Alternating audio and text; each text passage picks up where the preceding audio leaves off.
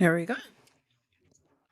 So this time, unlike the last couple times, I'm going to check the audio in both places. It looks like audio on TikTok is working fine. Let me just do a mic check. That's one thing I actually like about this. If I wasn't using OBS, I'd probably have to. I think we're okay. Yep. TikTok is good. Now let's check over on YouTube. No echo. Perfect. Oh, wait, we got to turn that on. All right. So I have a topic. I have a plan. Sometimes I come on lives and it's just a let's just talk and hang out and have fun. Sometimes I come on lives and it is a very specific thing that I want us to discuss, unpack, all that jazz. Today is one of those days where I have some things that I wanted to share with you. Also, this just gets me really consistent with showing up on live, which if you've been watching me before, either on YouTube or over on TikTok, you know that when I come on live, it's just whenever I decide to show up live, which is fine. But I don't want every single live to be that way. So it seems like Wednesday evenings is the thing. Wednesday evenings, my time. And we'll just see how that goes. But welcome, welcome, welcome. If you are meeting me for the first time, you've never seen me before, hello, my name is Bront'e. I am a language coach. So I help language learners create consistent and sustainable routines for their language studies so that you can start using the languages that you're learning. Because the goal is not just to learn languages, but to use them in some way. And I think a lot of us get really caught up in the learning and the studying that we forget that. So my goal or my hope is that in all the things that I create and I share in the ways that I support language learners, that I can help people make that shift into, reminding yourself that the goal is to use it, and then making sure that every effort you're putting in is strategically in place to help you get there and then maintain that skill. So today, as you might have seen by the title, again, either if you're on TikTok or on YouTube, the topic today is two different things. Laddering languages, which I talk about all the time, but I wanted to break down a little bit more in depth here. And the second one is a language learning audit. So I get a ton of questions from people who are restarting a language. You've been learning a language for a while, or you did in the past for a few years, whether it was you were learning a language in school, you were self-studying a language, whatever circumstance it might have been in. You took a break, an extended break, a couple months, a few years, a lot of years, and you're like, okay, I'm ready to jump back into this, but I don't even know where to start, Bronte. Like I don't know what to do. I am here to help you with that, with the language learning audit. And then laddering languages is one of my favorite strategies that I use all the time for balancing multiple languages. So I'm going to break those down. If you are watching, let me know if you have any questions about these two things or just language learning questions in general, because I love to answer them. It's literally why I do what I do. But I wanted to start with the audit because I feel like that is a little bit more familiar to a lot of people. And then laddering languages, if you've never heard me or another language learner talk about it, that's like fairly new. And I want to give some time to that.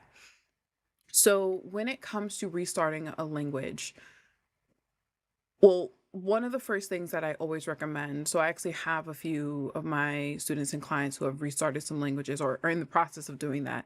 And I've done it so many times myself in the past. One of the very first things that I always recommend is to evaluate where you are right now in your language studies. So taking, an objective look at your language studies, you need to say, okay, what language am I trying to restart? Usually you know that. But where am I right now with my skills and where am I trying to go? You need to get clarity. Clarity is the very first thing that every single person that I work with goes through. You need to identify things like the gaps, if any, that you have in your language studies. And you also need to, one of the things that I recommend keeping in mind is that there's a big difference between completely forgetting everything, like you don't remember anything that you've learned. You look at it and you're like, nope, did not learn that, did not learn that, did not learn this. There's a difference between that and just not remembering. Like, you need to refresh the information. And so it's really important to take stock of all these different pieces, because most of the time, like 99% of the time when you're restarting a language, you don't actually have to start from the beginning. But most of us, our instinct is to start from the beginning, to go back to where, not just where you left off, but to start over, to be like, I'm just gonna erase everything that I've done, start again. Thank you for the rose on TikTok. Thank you so much. And so I always recommend don't do that. Oh, we have some internet issues over on the TikTok, but we're good. Okay, we're good. We're back. So yeah. So there's a big difference between not remembering the info, completely forgetting it, and then just needing a refresh. And it's important to know the difference and where you are with your language study. So for example, hello, how are you? Glad to see you here. My evening live that we're having right now. So one of my current students slash clients, I call her both because she's a student of my course and now she's a client in my membership for language coaching. She's restarting French. I have another person who is getting into restarting Japanese. And so they have to evaluate, and the conversation that we had is, you have to evaluate what is missing. So go back to the resources that you've used in the past, the textbooks that you might have used, the videos that you watched, the music that you listened to, and use that as a way to measure your progress. So do you still have the same level of understanding with these resources or not?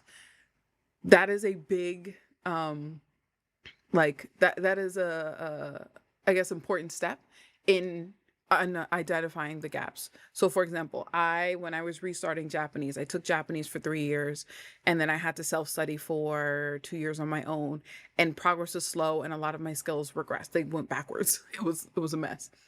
I literally grabbed the Genki textbooks that I used in class, Genki 1 and Genki 2.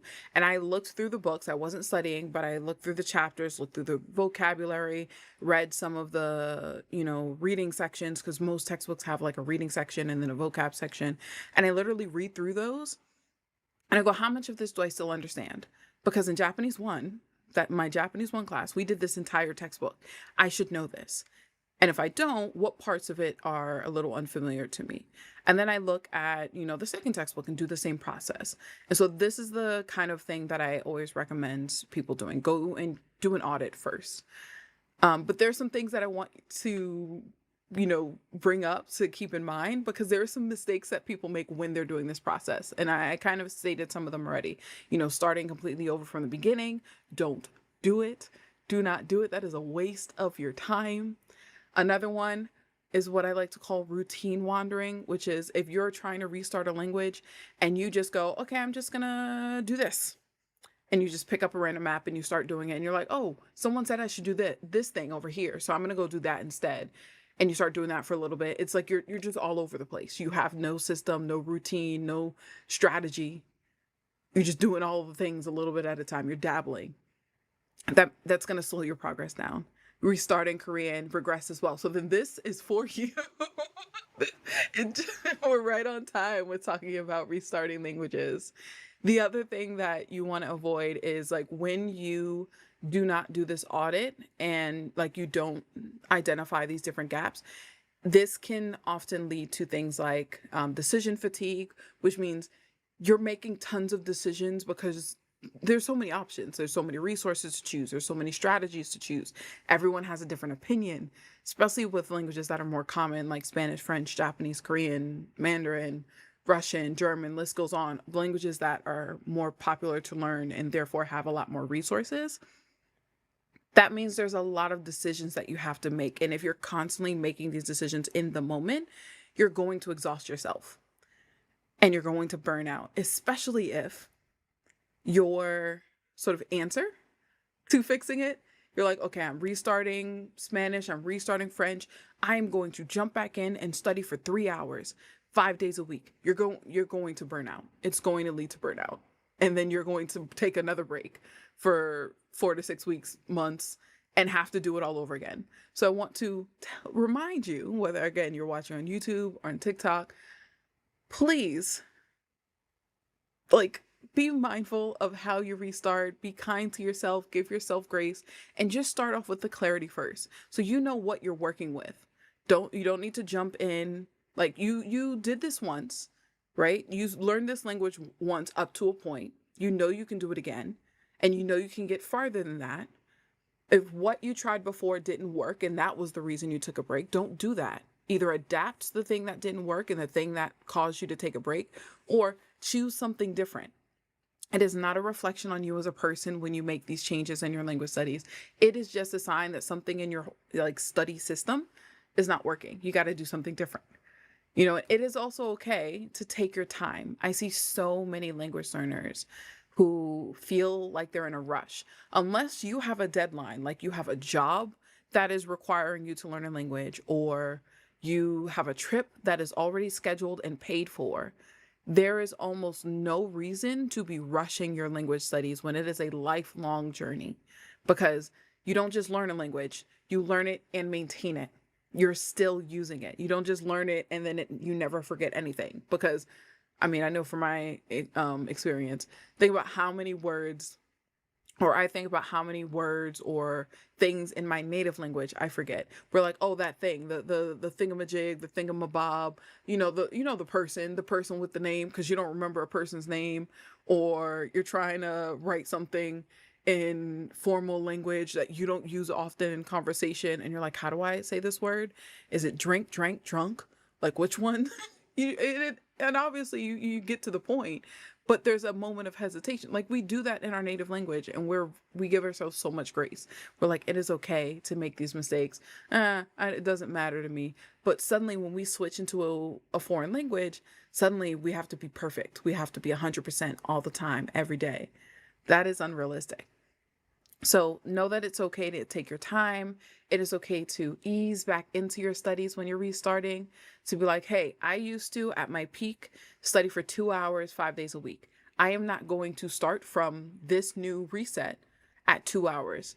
I'm going to start with 15 minutes, 30 minutes, maybe an hour. I would stick to the 15, 30 minutes though, to build back up that habit. Because if you took a break, if you have to restart, chances are you haven't studied anything for a long time, enough for you to fall out of the habit. You have to build that habit back up, and it takes time. So I gave some examples, but I wanted to give some more examples of my own language studies and the ways that I have restarted. Just one, I feel like I work best by example. So I always feel supported when I hear other people's examples. And I just wanted people to know that, hey, I get it. I'm not just saying this because this is what people I work with go through. I've been studying languages for almost 15 years, if not longer than that, whether you measure my informal and, official studies. And so I've done almost all the things. And one of the, I guess, to me, it's funny now that I look back at it. One of the experiences I had was with Korean.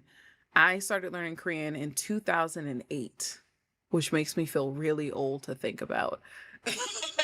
And when I started learning Korean, I was almost exclusively using talktomeinkorean.com. So at that time, they didn't have textbooks.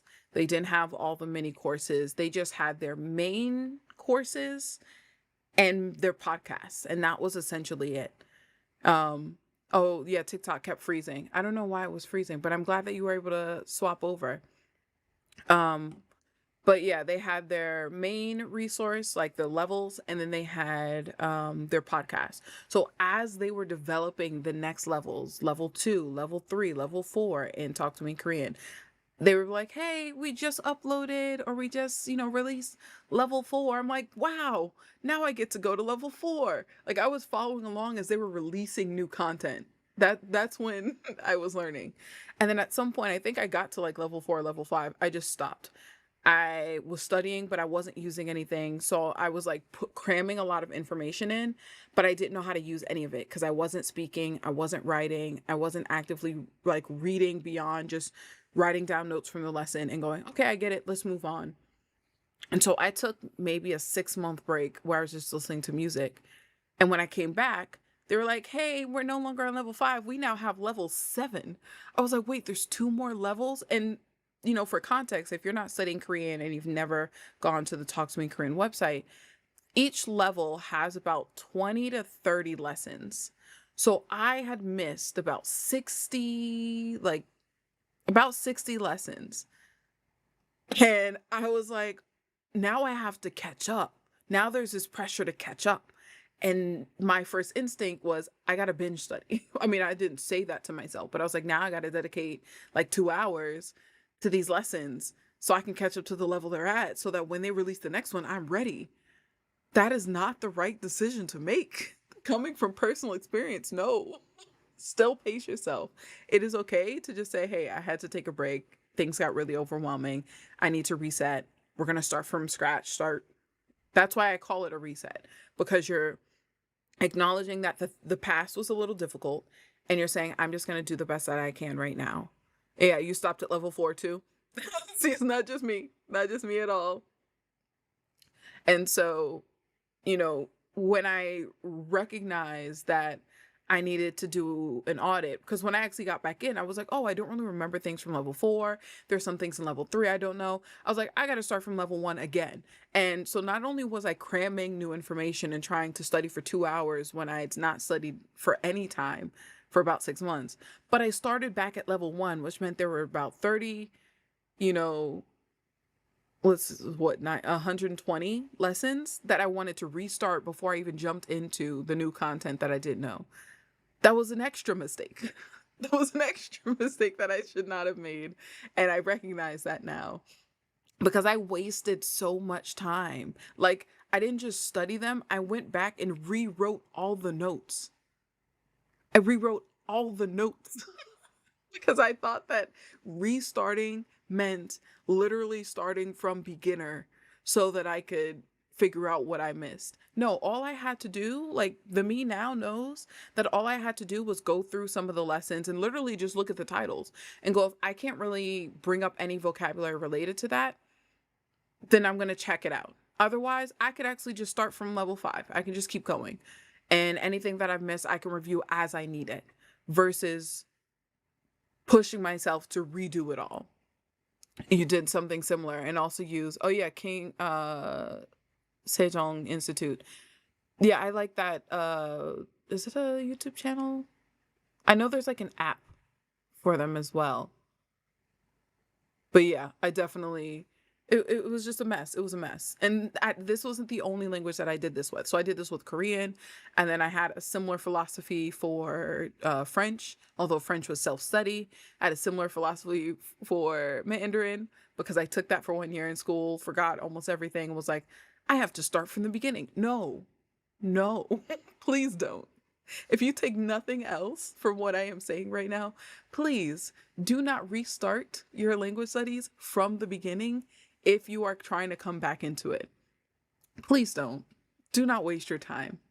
Instead, like I said, look at the gaps. You can review some of the things that you've done, or you can literally just start from where you've left off, because chances are, as you get back into the swing and you start to look at the things that you studied before, you're going to remember some things. You're going to be like, oh, I recognize this word. I don't exactly remember what it means, but I kind of know it. Yes, you are absolutely not alone. And like, my story that I'm telling you right now is not just an isolated one. Like, this is the experience that so many of my students and clients have as well.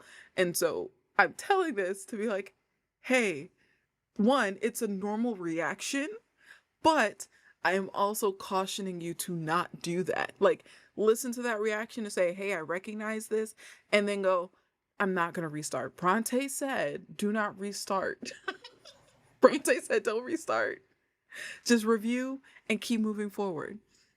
And so, when it comes to like auditing your language studies, there are 4 different areas that I generally look at and evaluate for myself, and I help my people evaluate, whether you're oh, thank you, Prue. seeing that comment makes my heart warm. And I really mean that. I appreciate people who are coming on the regular, especially because I'm not on a schedule. I appreciate you guys so much. So we're talking about language learning audits right now and like how to restart a language.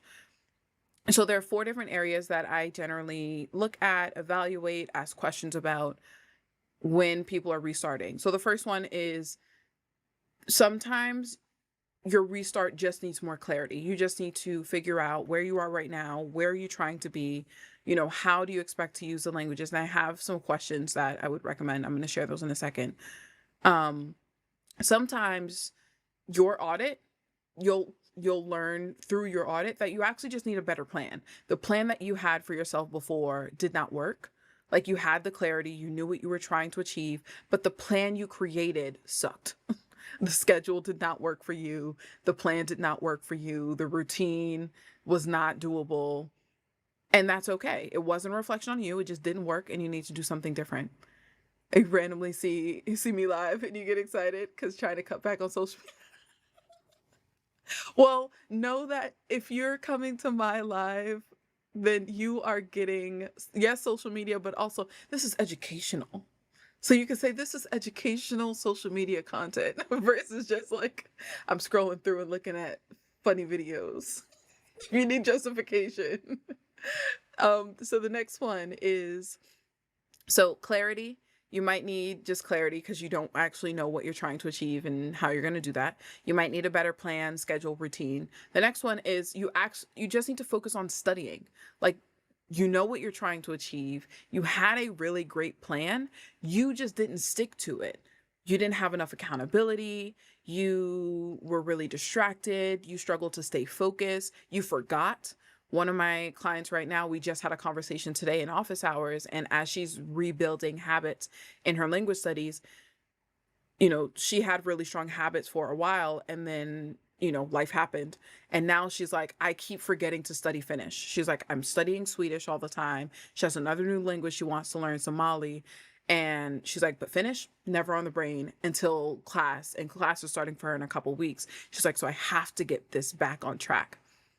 And so maybe you just forgot to study and you have to think of what are some ways that I can build this new habit? Can I attach it to something that I'm already doing? For example, I eat dinner at a certain time so I can study before or after dinner.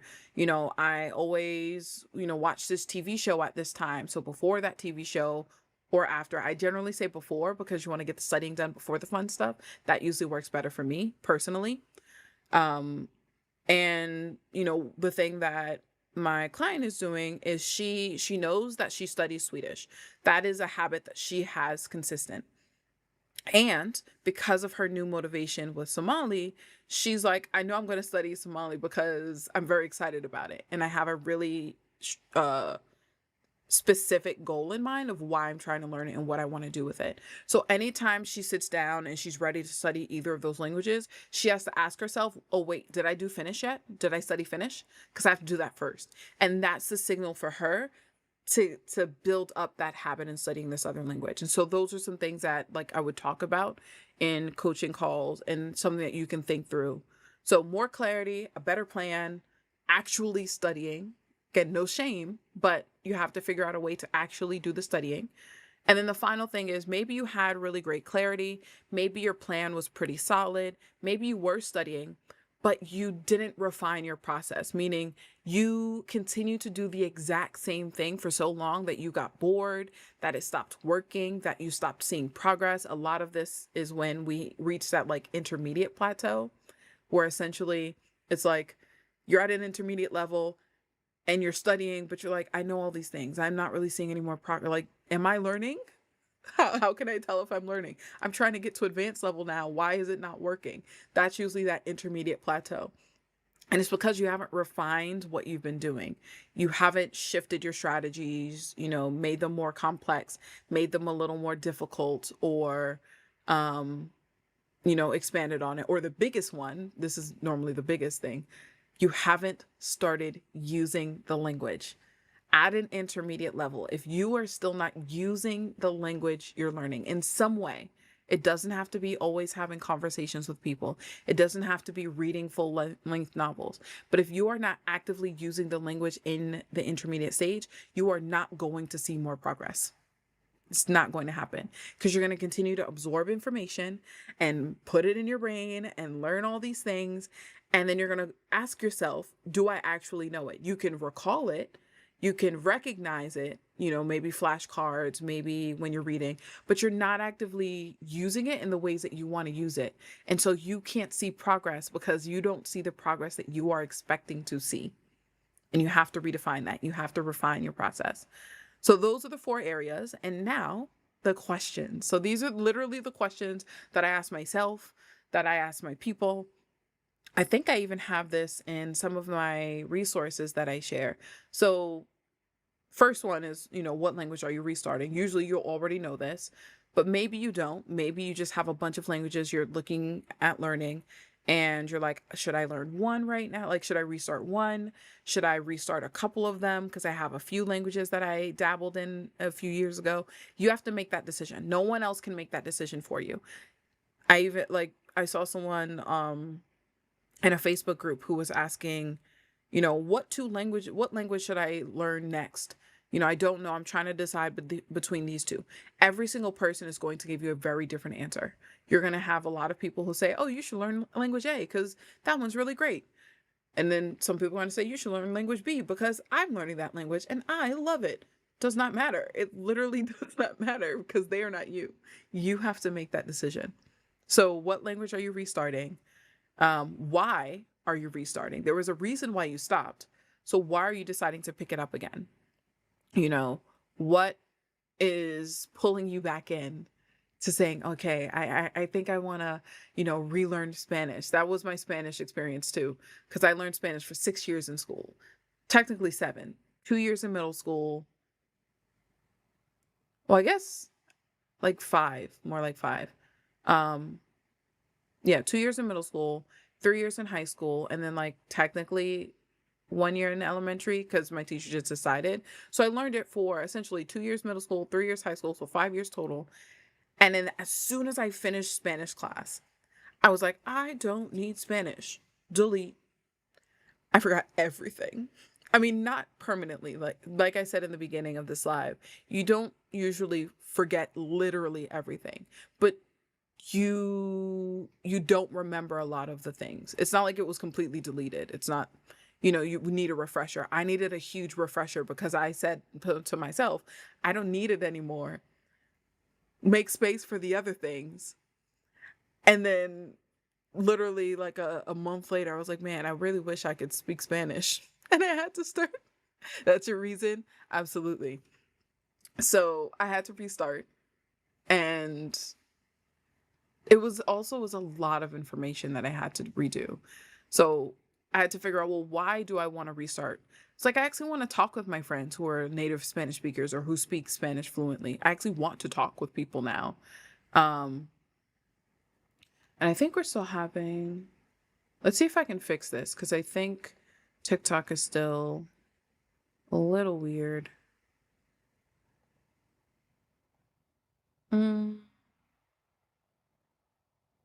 See, this is why I have Task Manager up. Okay, what can we remove? Give me 1 second, everybody. Every single live is a different tech issue, and I am just embracing it at this point. Because there's nothing else I can't do. All right. I wonder why this is on.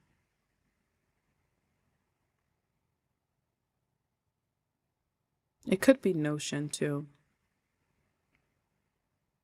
No mishaps here on YouTube. I know. Absolutely. Well, the last time, not yesterday, but last week I did a live over on YouTube, and I didn't know that the whole time the audio was messed up. So I was echoing on YouTube, and I had only checked the audio on TikTok, and audio was fine. And then yesterday I did another live. Audio was finally okay on YouTube, and then TikTok was silent. And I was just like, the life of live streaming, I guess. We just got to deal with it. So let's see if I can do maybe I will, let me do this. We're gonna, because it's all my computer. That's the issue. And then I'll get back to the topic because we have so much to talk about. And I have notes, so that's why I'm keeping up with everything. Okay.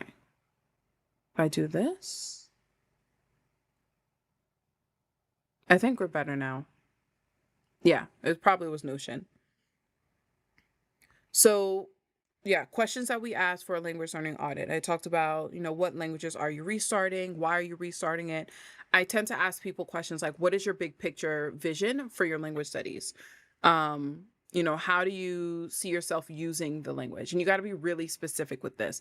Like, I want to talk with my friends, which means that the things that you would talk about in your native language is what you want to talk about in this target language. I want to learn this language because I want to communicate with people at my job. So job specific vocabulary is what you want to focus on. Maybe you don't want to focus on speaking at all. You just want to learn the language because you want to read. You have lots of books that you're interested in reading, or you were just an avid reader and you're like, I just want to read books. That's it. So you're focused on reading skills and everything involves with reading comprehension, recognition of words, but not necessarily recall. Like, you don't need to recall anything in your mind, but you do need to understand what's going on. And that's where reading comprehension is really key. So knowing why is really important, or like how you expect to use it.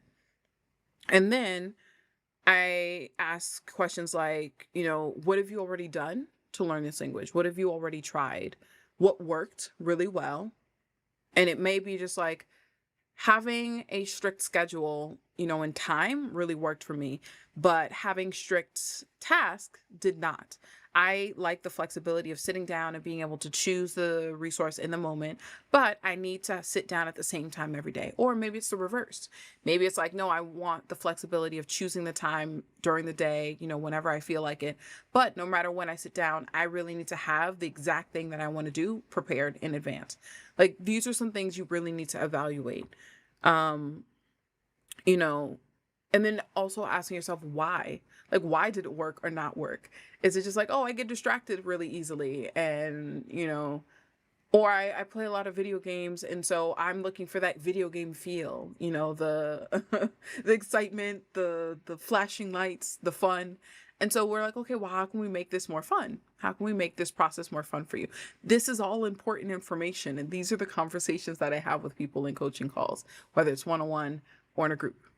And then the final thing that I tend to ask is like, what's your next milestone? You've talked about you've thought about your big picture vision for your language studies. And now it's, what is the next thing you want to reach? What is your next goal, your next milestone?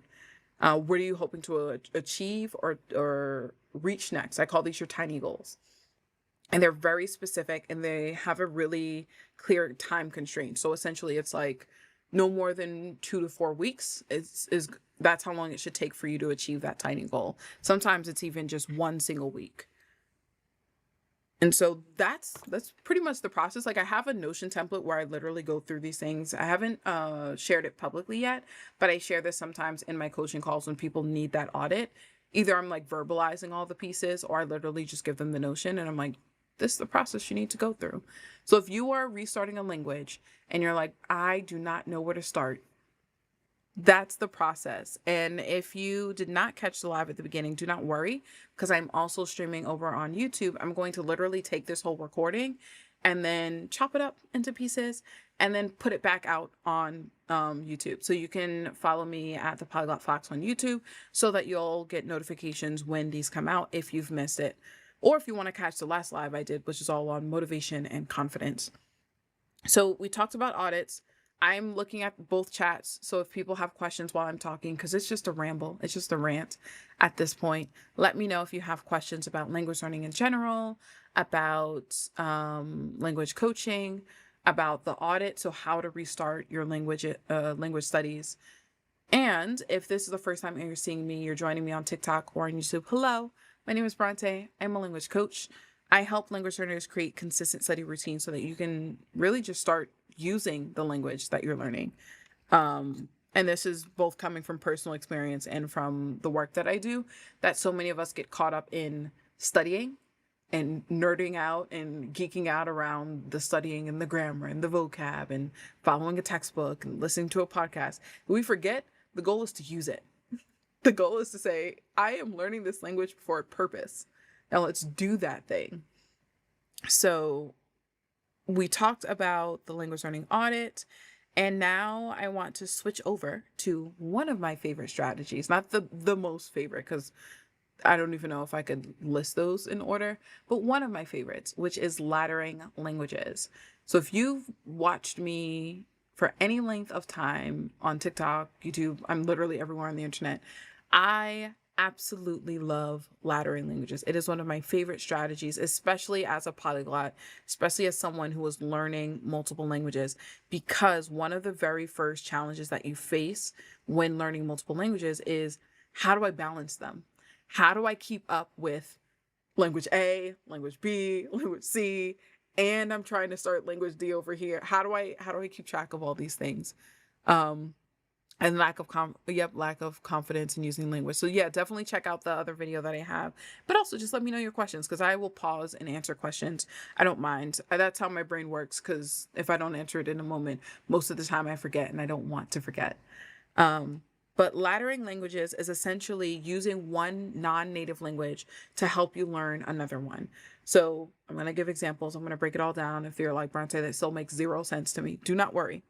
But it's really about using a language that you are actively learning, one that you know really well, one that you would consider yourself fluent in, whatever fluency means to you.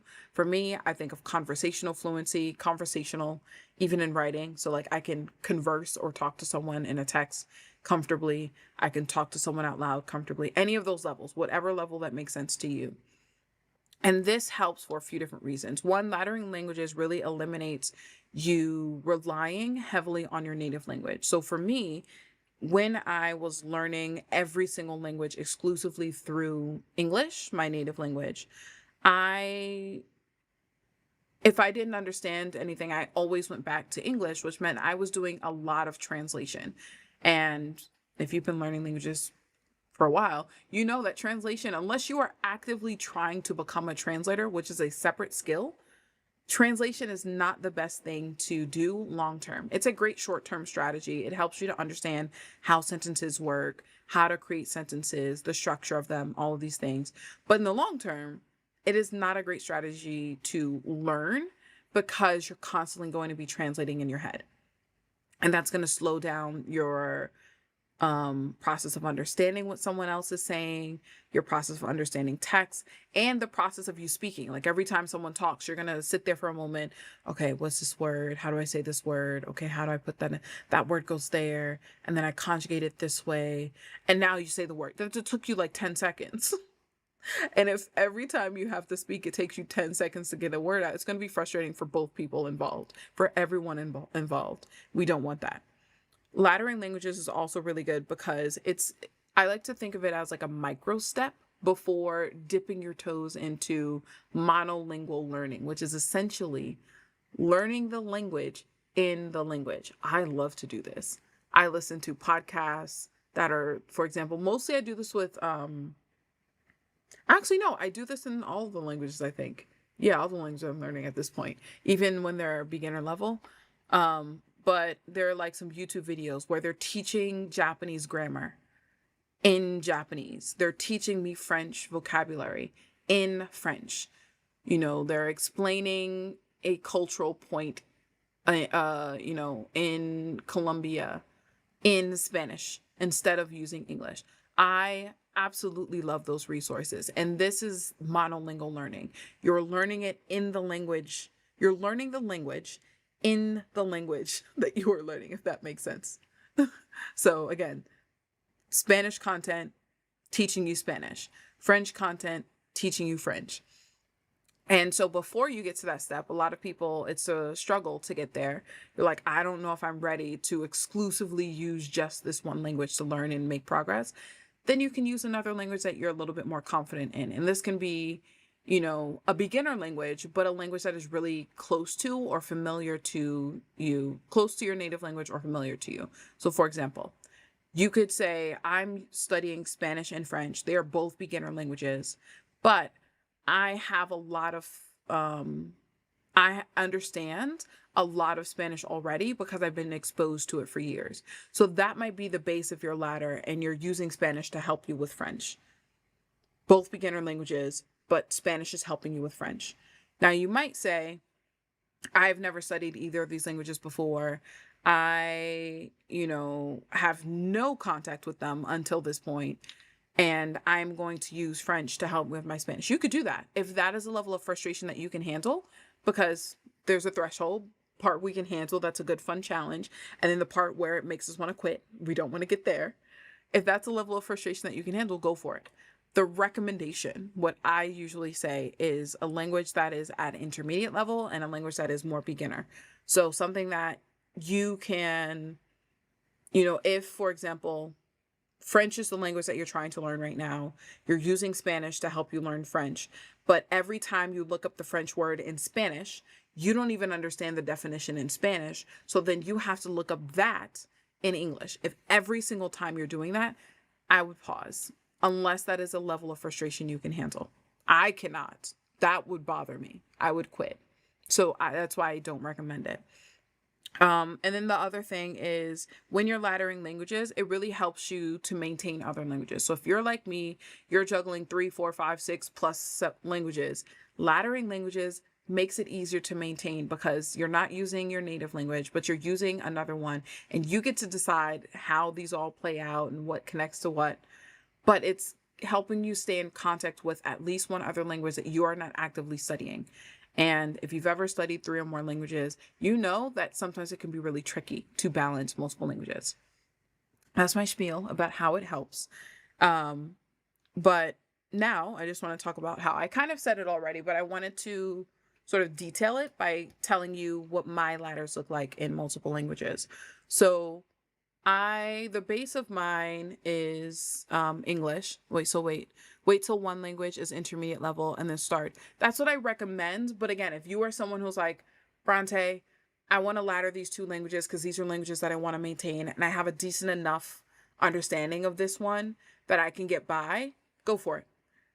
Everything that I do in my coaching with people is do what works best for you. So even if I'm saying, I personally wouldn't do this thing, and here's why, because I don't like this. Just because I don't like it doesn't mean that you don't. So if you want to test it out with 2 different languages that are a little bit closer to beginner than they are to intermediate, absolutely try that out and just see. Because what we say in theory might be completely different than what happens in practice. But my personal recommendation is wait until you have practiced the language, you have like a solid-ish vocabulary, or you can at least get things through context, that when you see a definition, you generally understand what it's saying.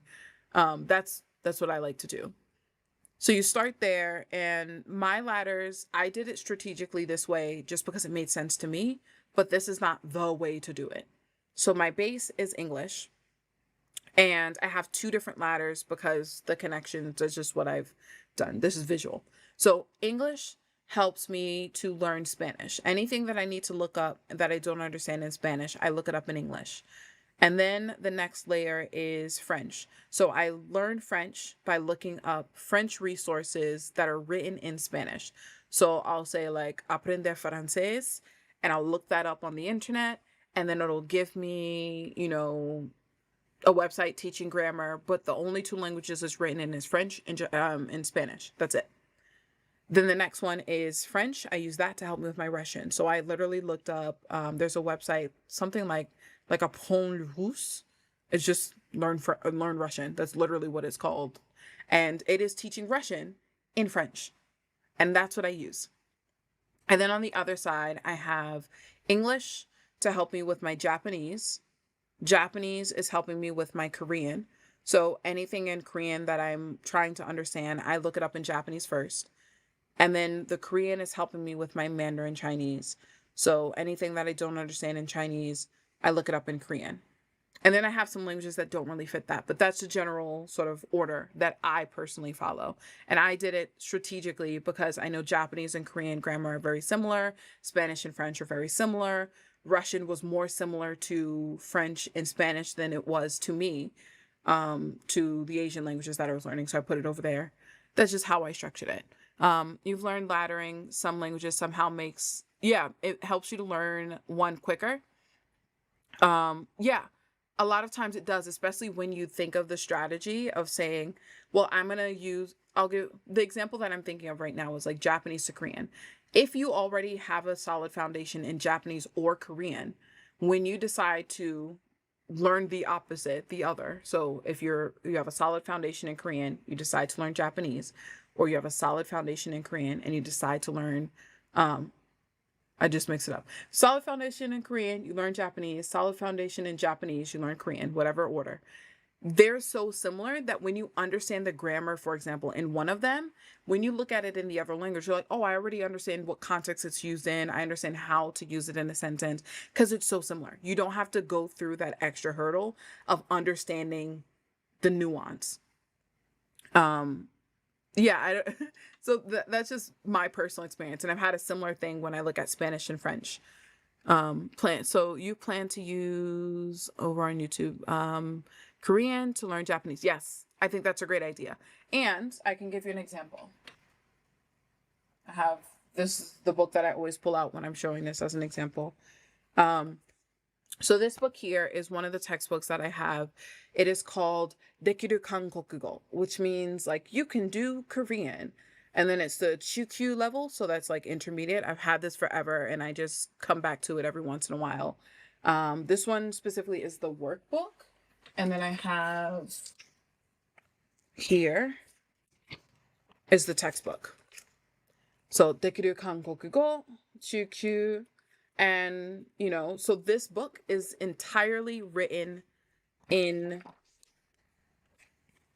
Japanese and Korean. So things are falling.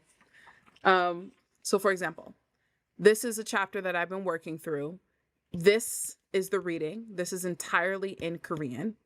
And then you come over here, this is the vocabulary. So vocabulary is written in Korean and in Japanese. There is no English, as far as I remember. Yeah. 0 English in this book. And so because this is also intermediate, it's using a lot more Korean than like a beginner version of this would use. But Korean and Japanese is what this book is written in. So I am learning and improving my Korean using Japanese. And then if there's a Japanese word in this book that I don't fully understand, I'm going to look it up in English, but the Japanese word in English. But this is keeping me in contact with Japanese. So on a day where I'm like, or a week where I haven't really studied much Japanese, I don't feel guilty about it. Well, I don't feel guilty about it anyway, but we're lacking just a little bit now. My computer is just like so sad today. Let me double check this. I feel like everything wants to open up on my computer right now. Like it wasn't doing it before, but in this moment, it's like, hey, how about I just let people know that I'm here? Wouldn't that be great? Okay, I think we're doing a little bit better. So, essentially, if I don't understand the Korean information, I look it up in Japanese. And then if I don't understand the Japanese, I look it up in English. And then that also helps me to build up my Japanese. So if there's a week where I haven't really actively studied much Japanese, I know if I've gone through this textbook, yes, I have. I've kept in contact and I've studied Japanese because there's Japanese in here that I'm reading or I'm listening to. Well, I don't think the audio has like Japanese and I think it's all in Korean. But if I'm using this book, I know that I'm actually doing 2 languages and not just one. And then I have some similar websites for other languages. Like I said, the website that's written in French, but is teaching me Russian. One of my absolute favorite strategies, but it is not for everyone. I think most strategies are not for everyone. But I like to recommend it anyway because you try it out, you see what works, and because it's really versatile. So you could just say, I'm only going to do this with podcasts. I have some podcasts that are in Japanese and Korean. I have some that are in Spanish and French. You get to say, I'm only going to do this when looking up vocabulary, but the actual website, I'm going to stick to what I have. It doesn't have to be 100%. It doesn't have to be all or nothing. But the goal is that you're using this as an opportunity to add in a language that you are more familiar with or that you don't get into contact with as much as you would like to. And so it eases the pressure off of trying to balance multiple languages, because you're like, hey, today I had to look in the dictionary for this word, and the dictionary was not in English. It was in Mandarin today. So I studied a little bit Mandarin. Good job. Pat myself on the back.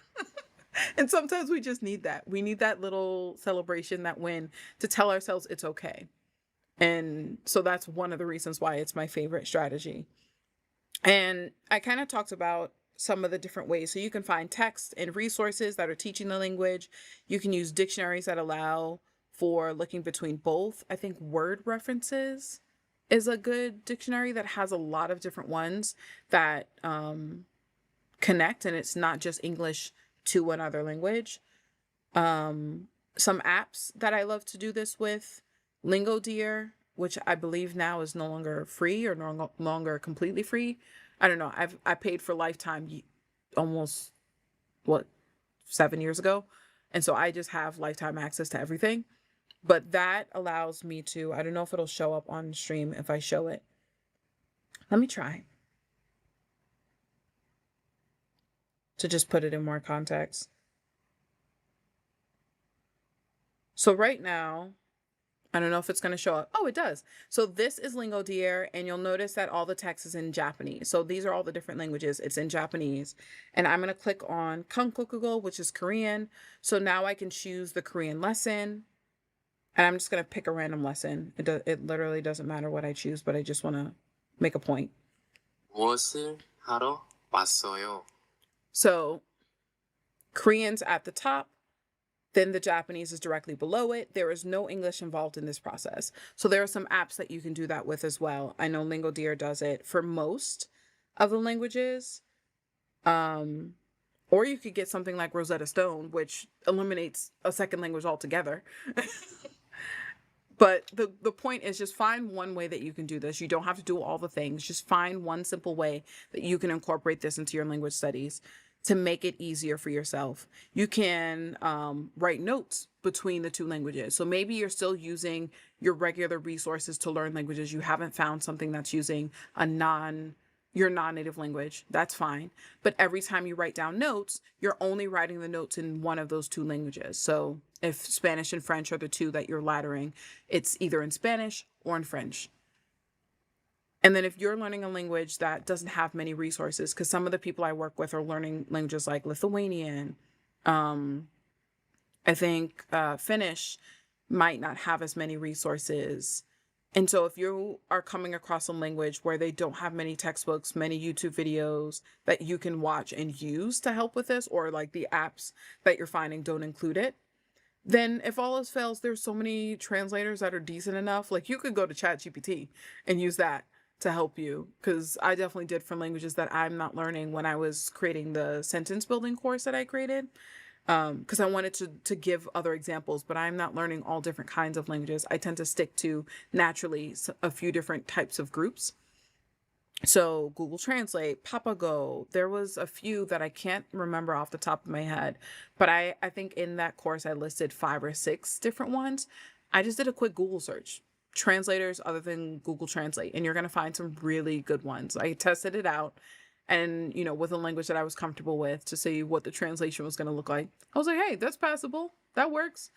And so you could just do that and then use that as your laddering. You're looking up the translation of words between your two languages, so again, you can stay in contact. There's possibilities are endless. I'm just throwing out ideas. But again, the big goal is to do this so that you maintain, especially if you're learning more than one language at a time. So I think that was all my notes that I had. So I am here to answer more questions, to continue rambling and ranting about all the things.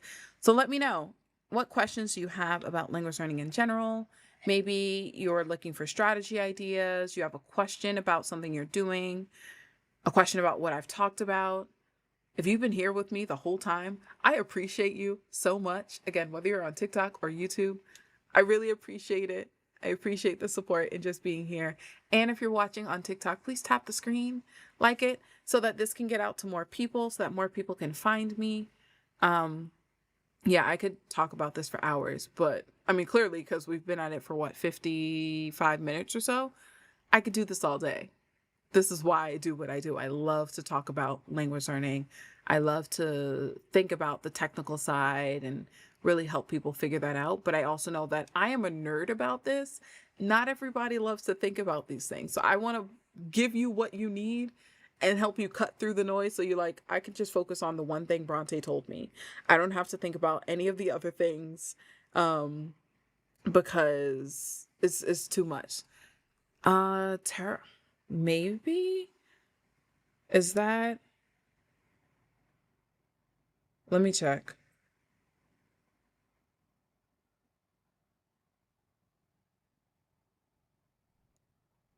Oh no, that's a different game. So I thought there was a game, Lingo Legend is what I have on my phone. This is a different one. Te damos la bienvenida a una planeta Tierra donde la magia existe. Okay, so magic and technology. I'm in. I'm invested. Oh, lots of languages. Any game that so if you've never been to one of my gaming streams, people, I know some people watching now they've been there. I like to play games in other languages. It's another one of my favorite strategies. I just looked at the list of this game. Yeah, I see it on Steam. It's like Wizards and Technology, but the language list. Okay. So English, Chinese, Portuguese. Wait, come back, come back. French, Italian, German, Russian, Japanese, Korean, Spanish. Perfect. Absolutely perfect. 10 out of 10. I haven't even played the game yet. I am invested. You give me magic, you give me technology, and you give me languages. I am ready. Oh, Noun Town. Let me look up that one. I love game recommendations, by the way. So if you ever have more recommendations. Oh, okay. I'm looking at Noun Town right now. This reminds me of, I don't know if anyone has played or remembered, was it Toontown? I think it was called Toontown. It was like an online game. You bought the CD. I'm dating myself a little bit here. But you bought the CD and I think you had to pay for a subscription. And it was like you played with people, this cartoon world. I don't even fully remember what you do in the game. I just remember there were monsters. Just the visuals here remind me of it vaguely. Oh, this is adorable.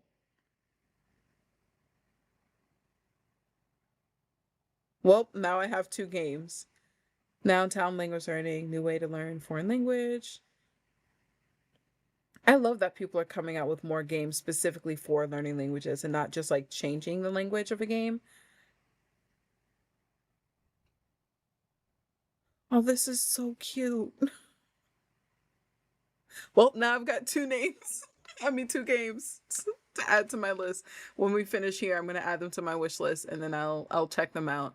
So thank you. I got one recommendation on YouTube and one on TikTok, and I am set. I am absolutely set for the next long while because I a lot of the games I already have, um, they usually shift to at least one of the other languages I'm learning. There are some exceptions, but there's one that I play like exclusively in Japanese. It's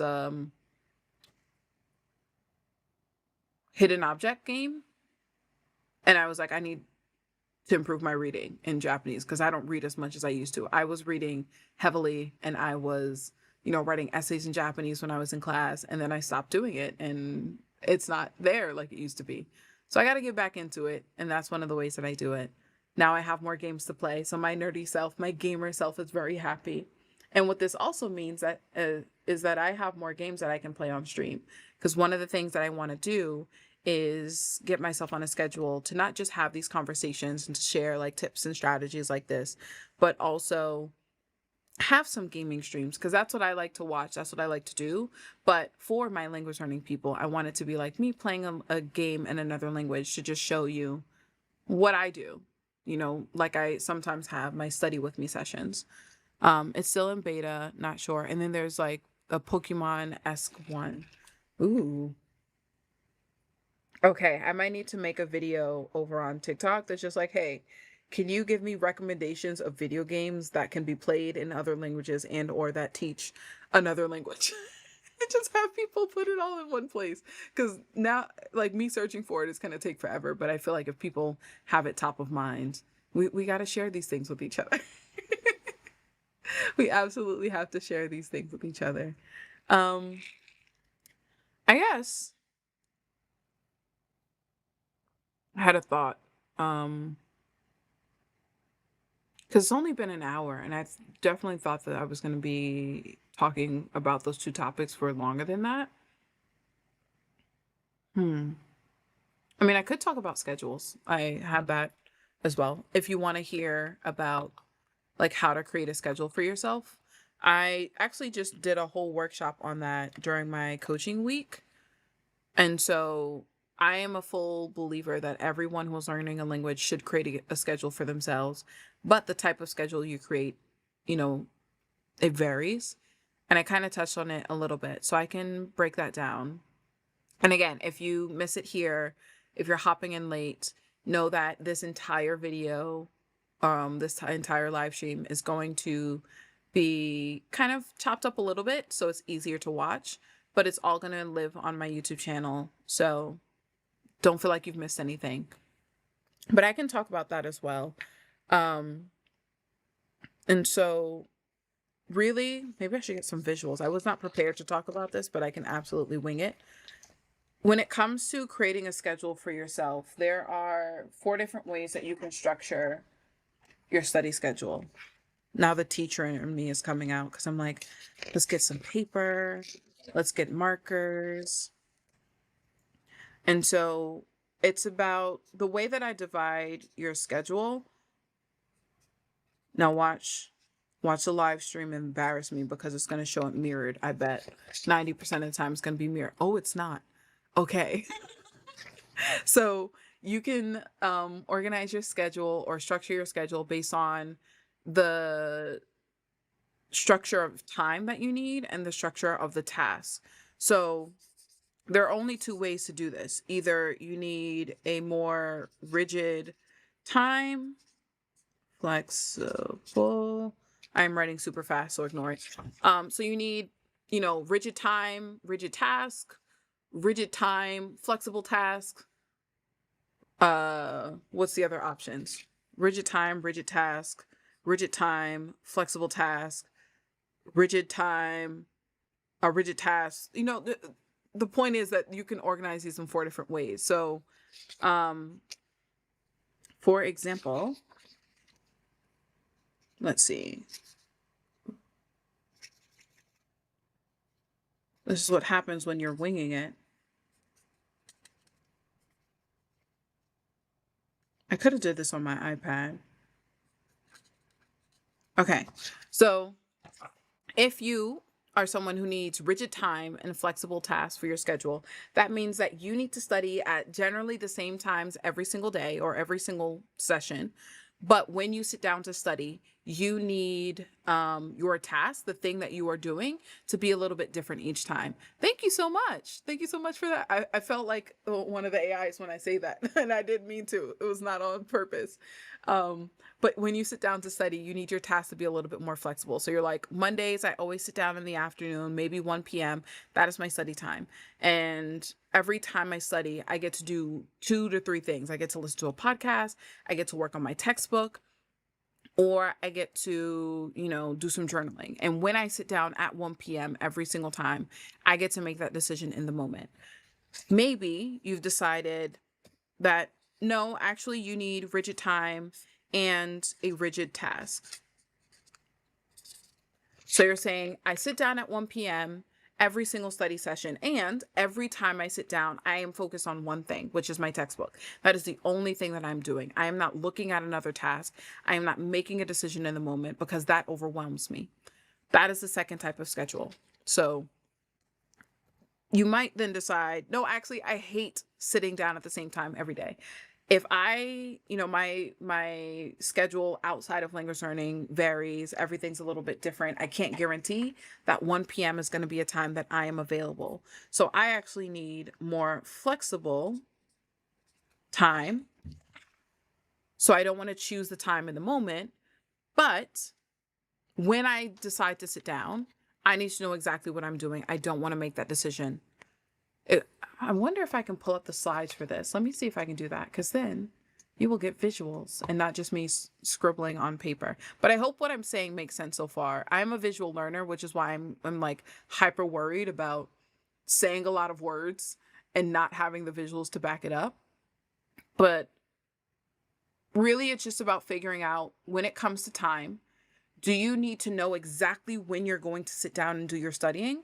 Or do you like a little bit of wiggle room? And then when it comes to the tasks, so the strategies and the resources you're using, do you like to know exactly what you're going to do each study session? Or do you like to figure that out, in the moment?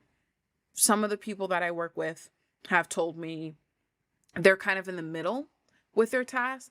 Like they have to figure it out the week in advance, but not, for their next 4 weeks. So the week before on Sunday, they're like, okay, what is my schedule going to look like this week? And that's where it's a little bit more flexible, but also a little bit rigid. It's kind of a little bit of both.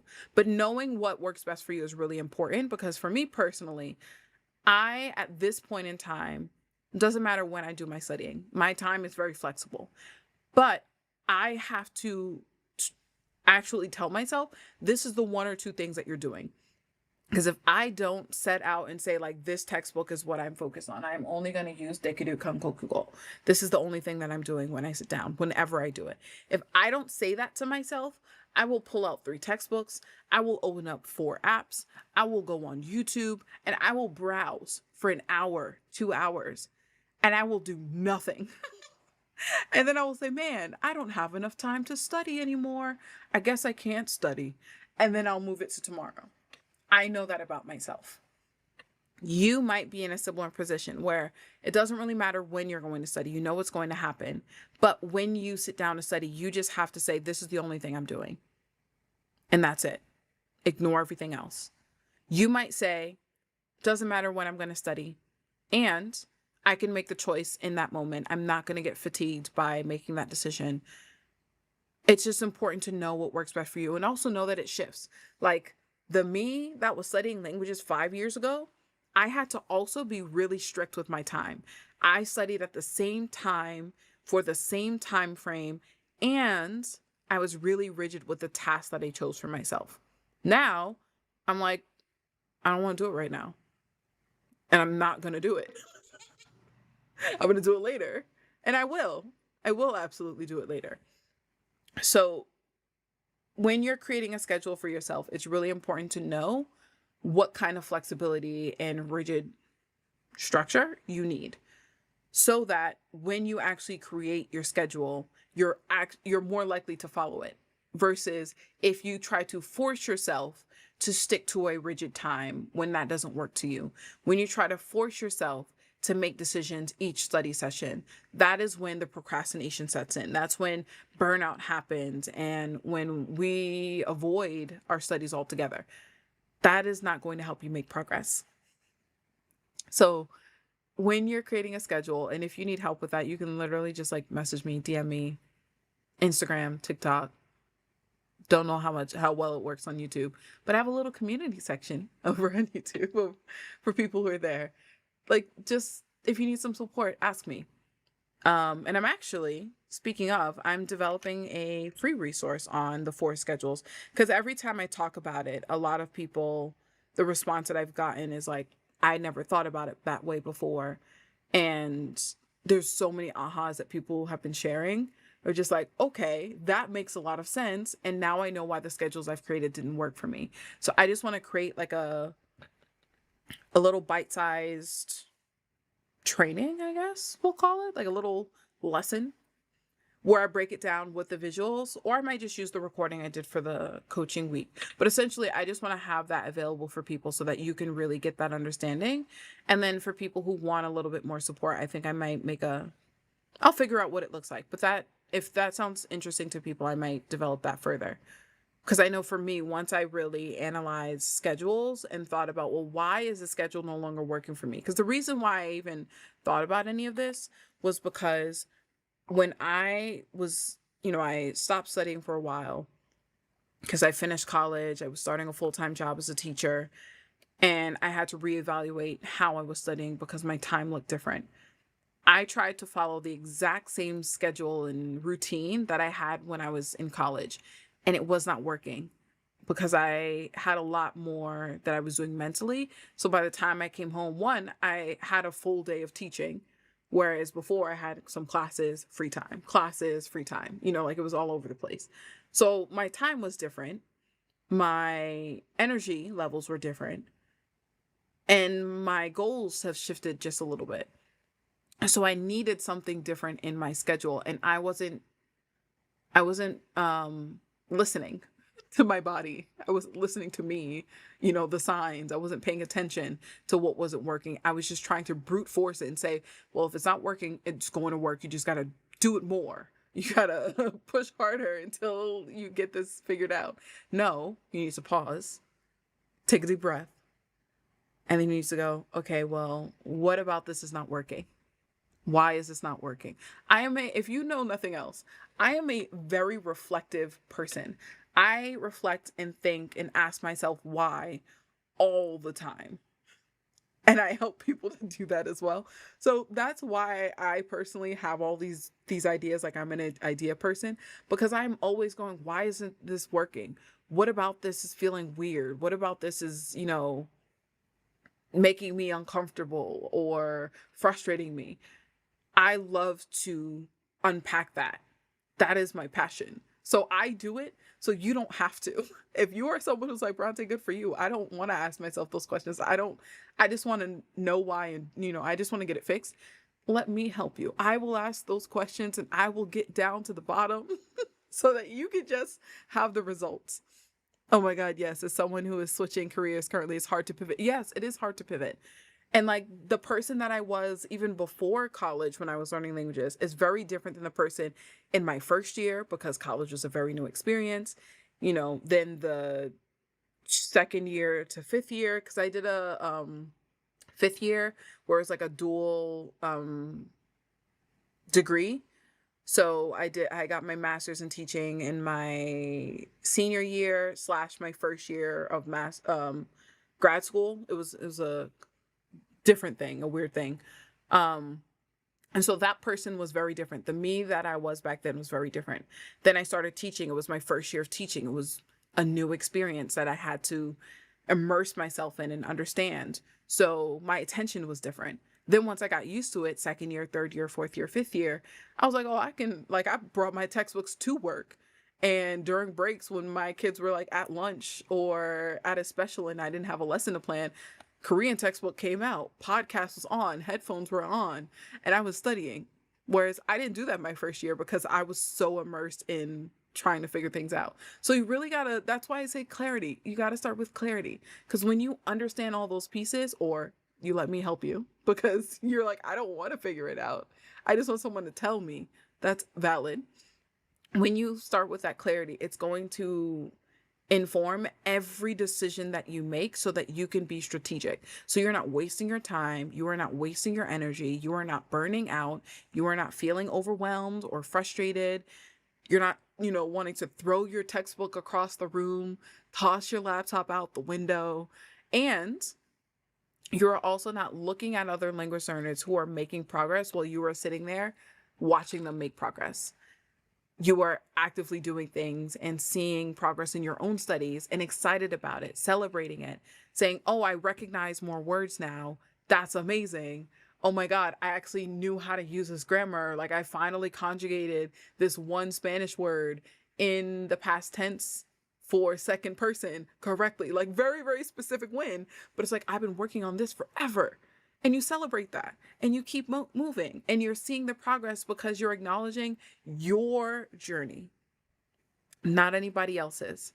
You're focused on what's working for you, what's not working. You're not feeling guilty about any of the things that have happened that didn't work.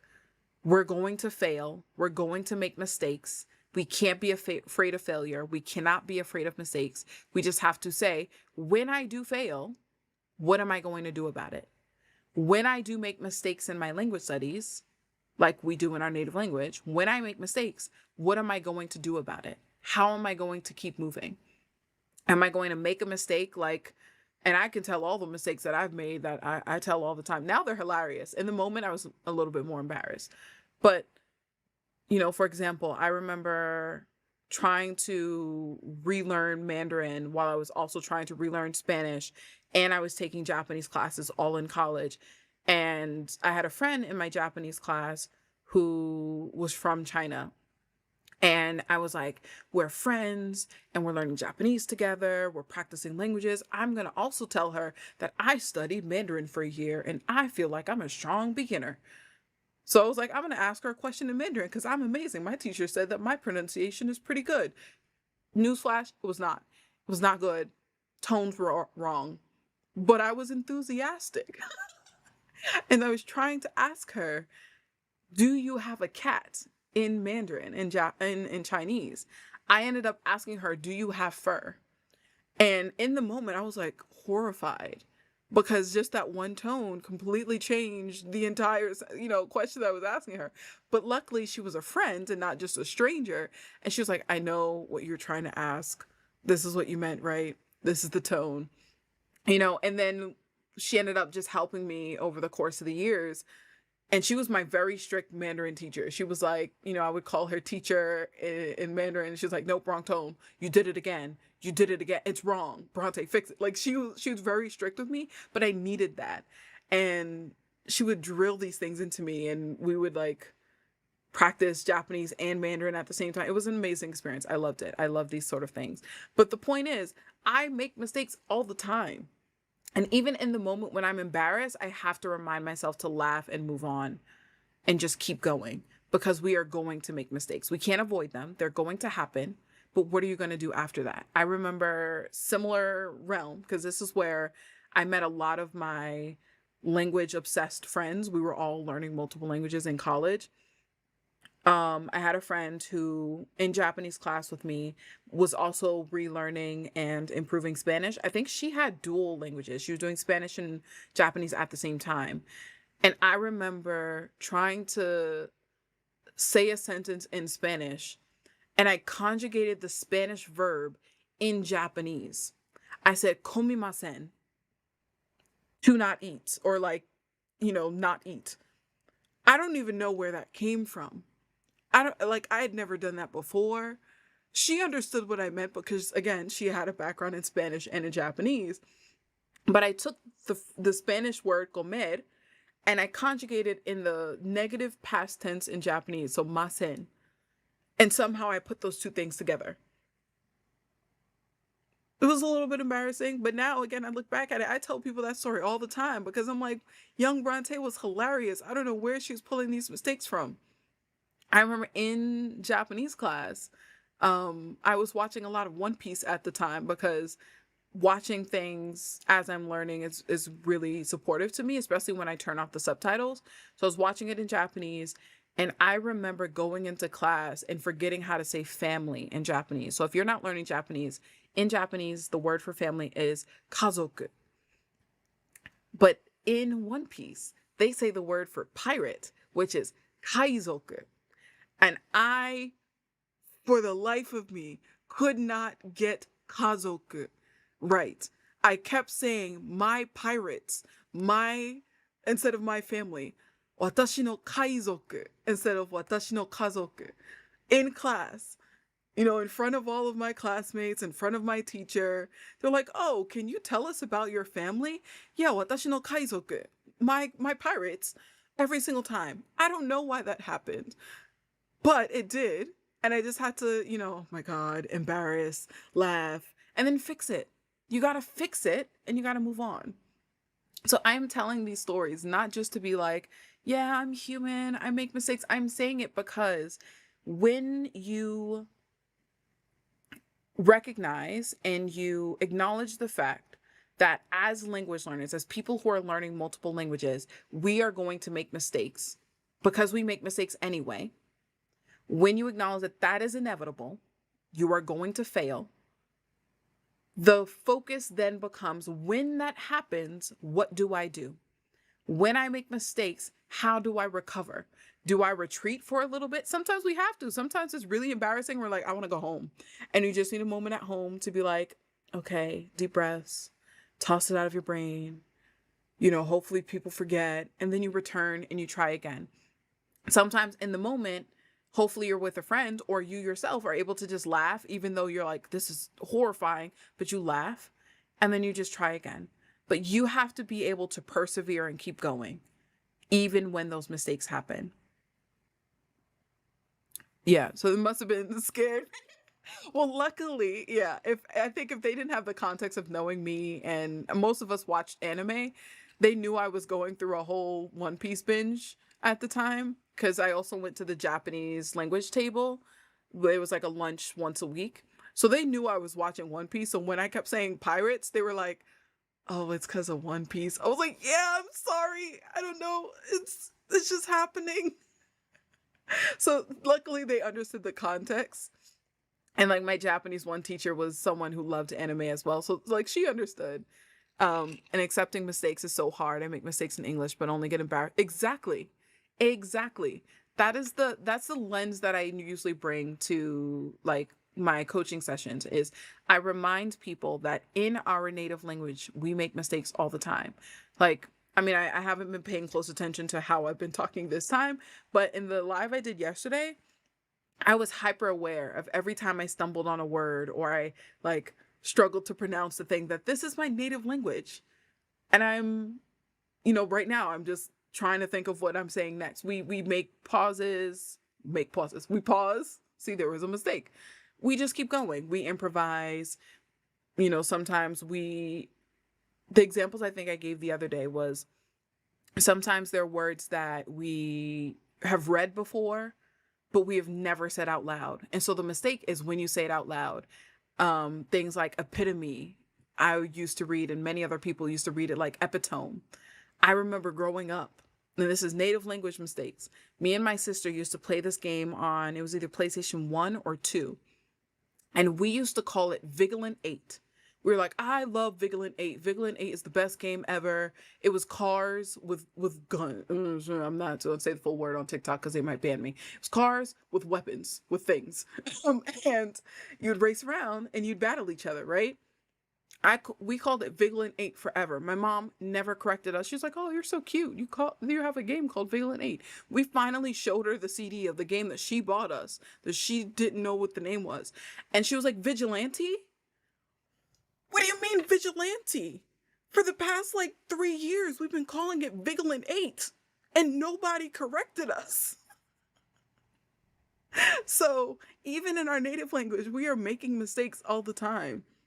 When we think about slang versus casual conversation versus when you talk with your friends versus when you're in a professional setting, there's all these nuances to how we talk and communicate with each other. And when you think about how you are in your native language and then hopefully translate that experience into the languages that you're learning, it just helps you to be a little kinder to yourself.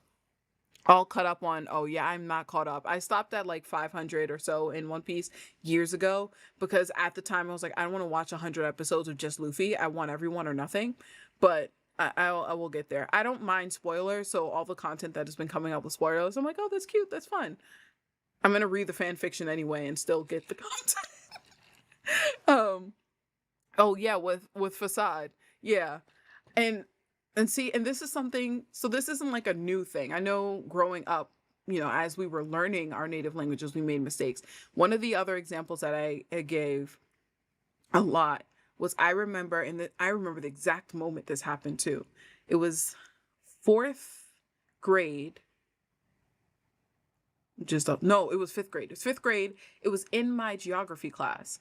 And one of the things that I hate is being asked to read out loud in front of people if I am not prepared. I was the person in class, whether it was like academic stuff or even later on in language classes, I would read in advance. I would be like, okay, this person is on this paragraph.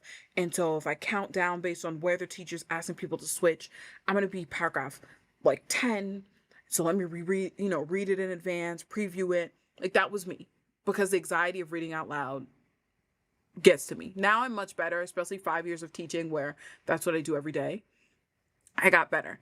But I remember not knowing how to pronounce geography out loud. And when I got to that word, I kind of whispered it because I was saying geography. And I was like, I should know how to say this. I know what it means. Like, if you asked me about geography, I could explain it to you. But I don't know how geography. I like didn't hit me. 5th grade Bront'e didn't understand, because I was a reader. I read all the time. I still do. But just because I read all the time doesn't mean I say all these words out loud or I hear them in conversation. So again, I look at all these experiences that I've had in my personal life with English, with my native language, and I go, how did you react when you did this? Maybe I actually did kind of give up for a little bit because I couldn't handle it. That's valid. But later on, I usually pick it back up because I am stubborn. I am so stubborn. So if I give up on anything, at some point I'm going to be like, you know what? I'm coming back to it. And that's usually what I do in my native language. So why not give myself that same grace in the language that I'm learning? So when in Spanish, like, I've been learning Spanish for years. And one of the words that trips me up, unless I'm like in a sentence or I've been, talking for a while, is problem. I don't know why in isolation, problema just does not feel right when I say it out loud. And so I make mistakes when I'm saying it. I hesitate and I like redo it 3 or 4 times. But I just go, I'm learning multiple languages, move on.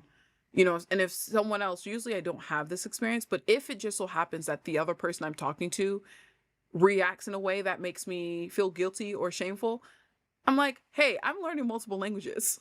This brain is carrying a lot of translated stuff in here. I have 9 languages in this brain. So if I forget your name, if I forget how to say a word, if my pronunciation, especially like with French, if my pronunciation is a little all over the place because I haven't mastered it or I forgot, I'm going to give myself grace, because there are 9 languages plus all the other crap that I keep, memorizing, all the other hobbies that I have. There's a lot going on in here. So give yourself that grace of saying, there's a lot of information in here, whether it's just one other language, 2 languages, the job that you have to maintain and understand, the life, family members. Because again, I'm horrible with names. If I haven't seen you for 6 months, I don't remember your name. I know you, I know your face, I know what we've done and talked about, but sorry, names are the first thing to go from my brain. Give yourself grace. Be kind to yourself. Oh, that's you with oregano? Yeah. And there are some that I definitely avoid. I'm like, and I'll just talk around it, which is another great skill. Talking around the word that you're trying to say in a language. No problem at all over on YouTube. I will see you around. But yeah, like there are some words that we just struggle to say. And I appreciate you guys for hanging out with me. 9. Yes, 9. So Spanish, French, Japanese, Korean, Mandarin, Chinese, Russian, American Sign Language, Black American Sign Language, Tutnese is where I'm at. They're all at different levels, so they're not all what I would consider fluent, meaning conversational fluency, being able to write them fluidly, but most of them are at a level where I can use them in the ways that I want to use them. So I'm content. Like I can have conversations in Japanese and Korean. Hold on. I can have conversations in Japanese and Spanish. Spanish is a little bit less. Japanese is a little bit stronger because I had actively used it in my day-to-day for years when I was taking classes. Like we ended up immersing ourselves for almost like 12 hours every single day just because that's what we wanted to do.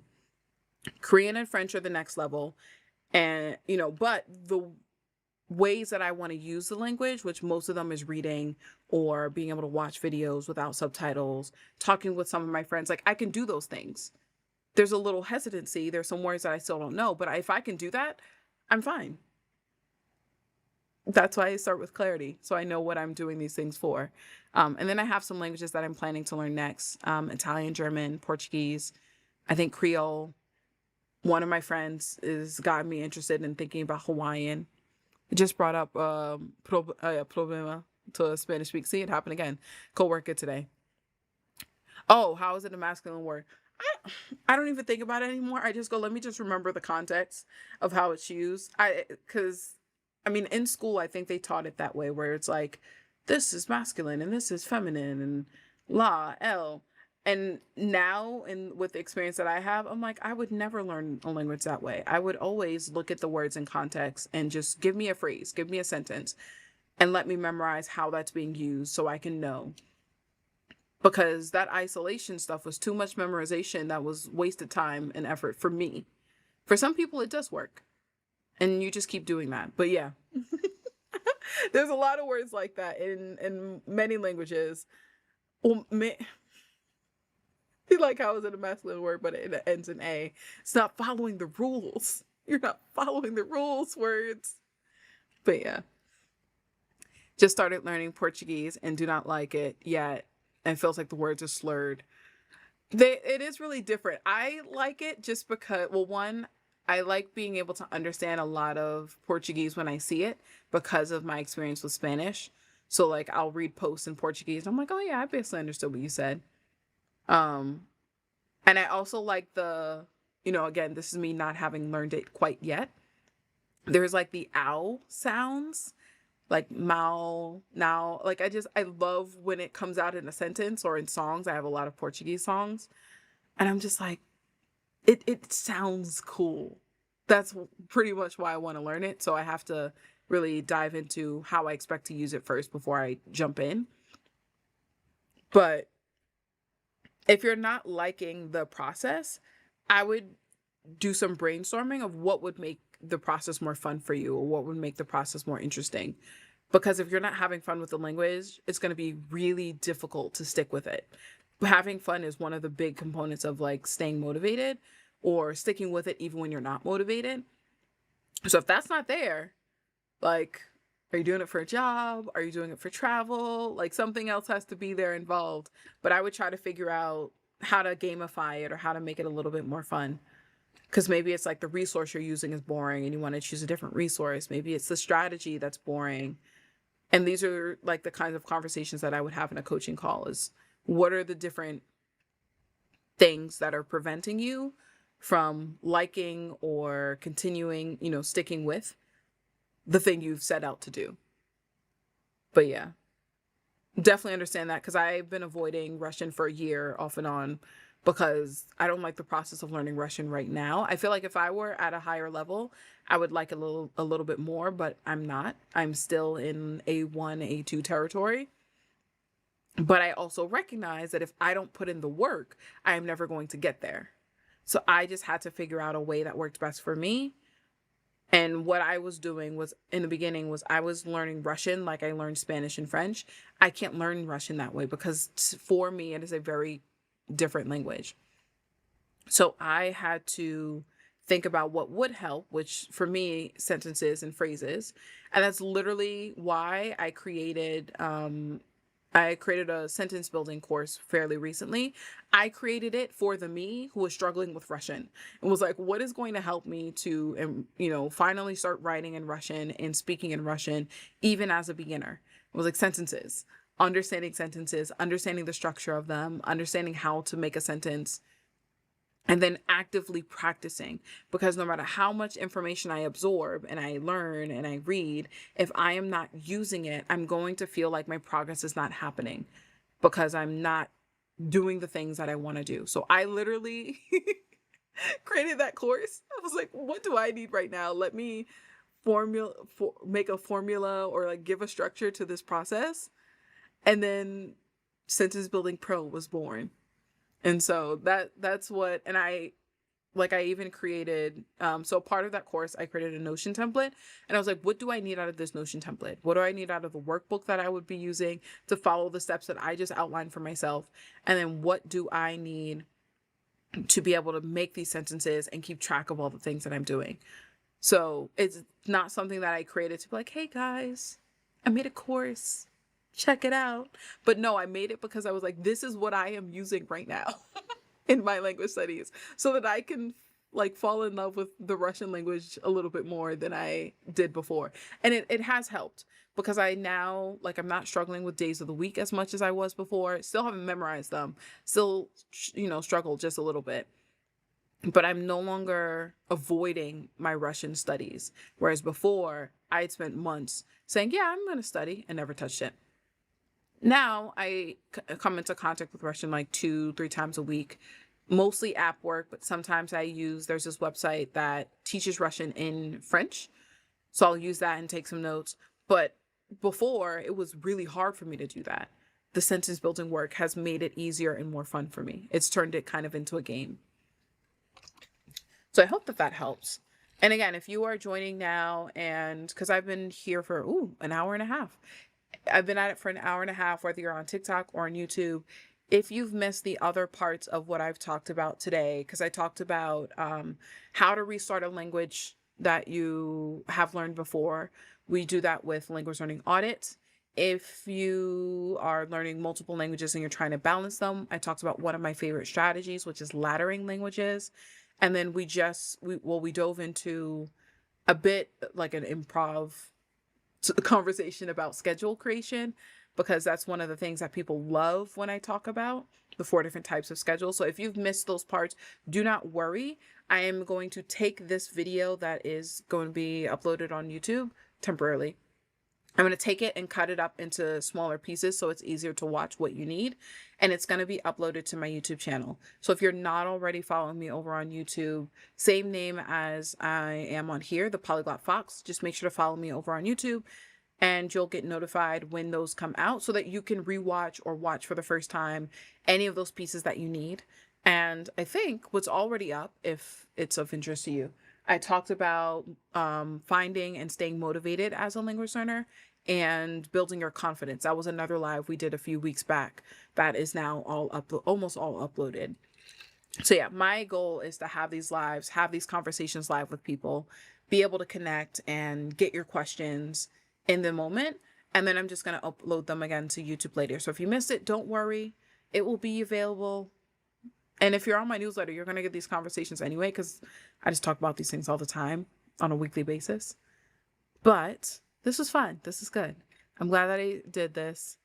I'm getting better at like showing up and not losing energy, because lives for me as an introvert, I am an outgoing introvert, and lives for me are great because I love to talk and rant about learning languages and answer questions.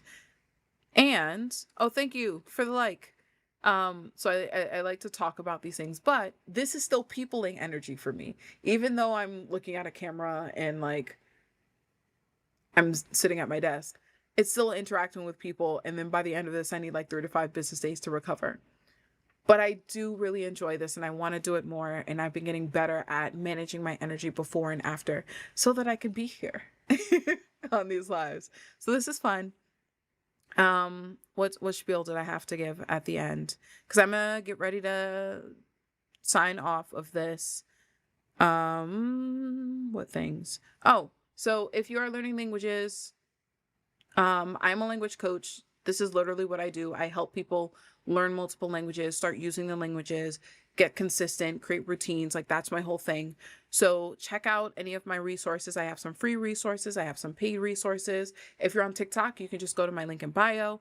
If you are on YouTube, there should be some links on my main profile or in the description below the video. I have like my free quiz that tells you what your language learning archetype is. I have my guide for polyglot study routine. Like I have so many things and I'm constantly creating things because I have ideas all the time. So check those out. Follow me everywhere so you can know when things are happening. And thank you, whether you have joined just now, whether you've been hanging out with me since the beginning. I appreciate you all so much, and I will see you again next time. I will get myself on a schedule and I will share it at some point with people so that you know exactly when to expect me. Until then, if you're following me, you'll see when my live pops up. And if you are able to hang out or even just say hi, I appreciate it so much, even if you can't stay. But I am going to say goodbye to YouTube first. So bye everybody over on YouTube.